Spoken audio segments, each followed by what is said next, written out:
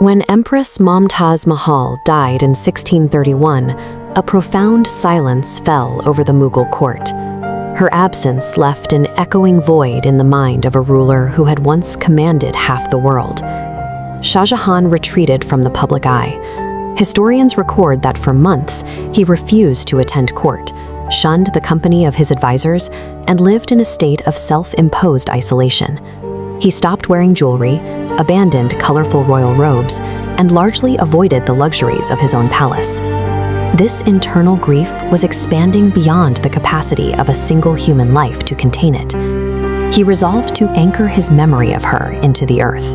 He decided to build a tomb of such absolute precision that the world would be forced to acknowledge his loss in every stone.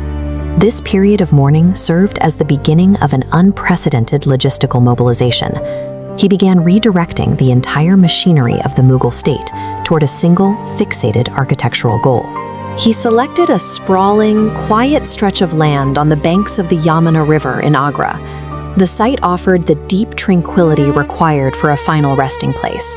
The river served a specific engineering purpose. The slow-moving water acted as a massive natural mirror, reflecting the white marble directly on the bank and doubling the perceived size of the monument. To execute this vision, local talent was not enough. Shah Jahan initiated a massive global recruitment effort, bringing roughly 20,000 elite stonemasons, calligraphers, and artisans from Persia, Turkey, and Central Asia straight into the heart of India.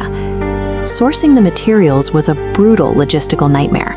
Thousands of tons of white Makrana marble had to be extracted and dragged across the country, relying on hundreds of heavy-lifting elephants to move the massive blocks to the construction site. For over 20 years, the site was a grueling environment defined by heat, sickness, exhaustion, and fatal accidents. The beauty of the vision stood in sharp contrast to the conditions of the workers. Every polished surface was purchased with grueling physical labor. The white structure rising into the sky rested on a hidden foundation of unrelenting human effort and sacrifice. Beyond its aesthetic elegance, the Taj Mahal functions as a highly engineered, stress-tested fortress designed for permanence. The four massive minarets flanking the central dome act as highly calculated safety mechanisms against regional seismic activity. Engineers deliberately tilted these towering pillars slightly outward. If an earthquake occurs, the heavy columns fall away from the center, leaving the main tomb untouched. The black Quranic calligraphy inlaid into the white marble walls utilizes a sophisticated system of optical illusions. The script mathematically increases in size moving up the wall. By scaling the top letters, the inscription appears uniform from the ground. Shah Jahan arrived daily to watch these exact mathematical details take shape. Each stone represented a fragment of his internal grief, becoming tangible and permanent. These engineering choices were part of a calculated war against entropy. By outsmarting visual perspective and earthquake physics, the emperor attempted to make his love invincible to both disaster and time. Decades of relentless labor eventually came to an end. The scaffolding was removed, revealing a breathtaking, perfect structure bathed in sunlight. The monument possessed a living quality. The marble absorbed and reflected the sky, shifting from soft pinks at dawn to glowing white in the midday sun, and turning an ethereal silver under the midnight moon. But that beauty came at a crippling price. 22 continuous years of construction severely drained the royal treasury and fractured the Mughal Empire's economic footing. The unrelenting debt bred political unrest. The court and the public began to question the priorities of an administration that would risk the financial stability of the entire empire for a single tomb. The vulnerability created by this immense spending was quickly exploited. In a final turn of events, Shah Jahan was overthrown and locked in a prison cell by his own son. Shah Jahan successfully built an eternal monument to his love.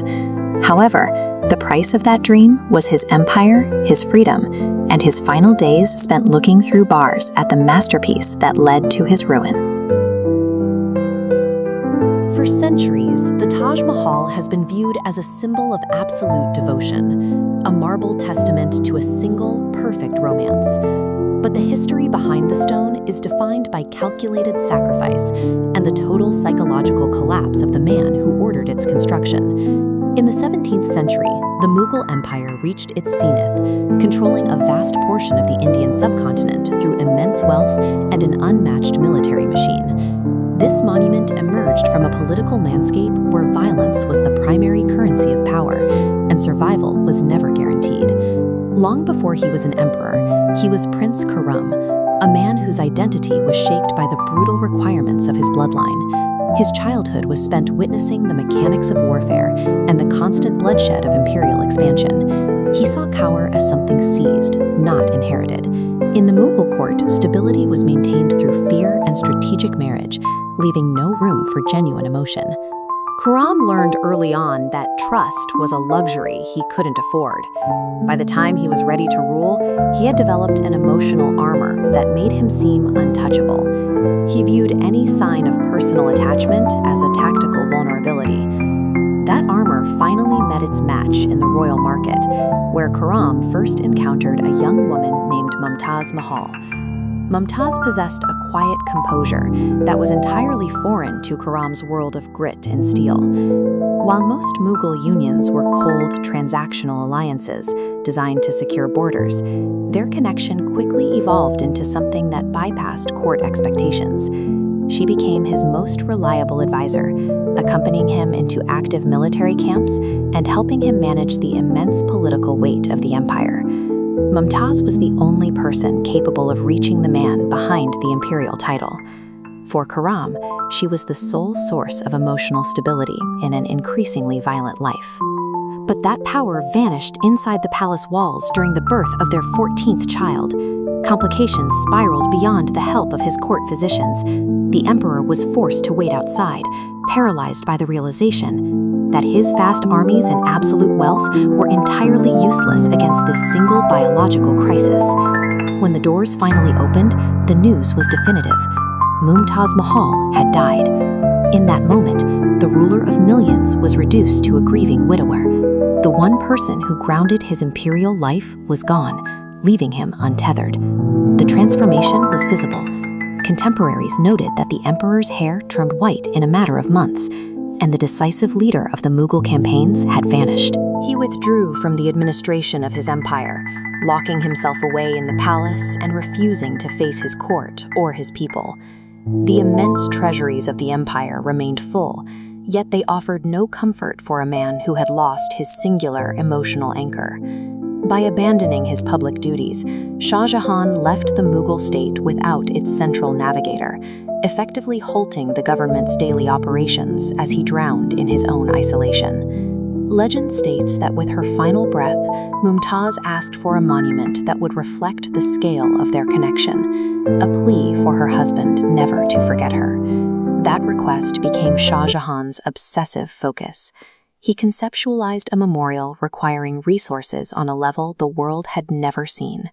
The intricate floral work and marble precision became physical outlets for his grief, turning agony into something permanent. However, building this vision presented a massive logistical challenge, requiring thousands of artisans and a supply chain for white marble that stretched across the continent. The Taj Mahal was born from a shattered heart. But how did a man so paralyzed by personal loss manage to lead one of the most complex engineering feats of his age?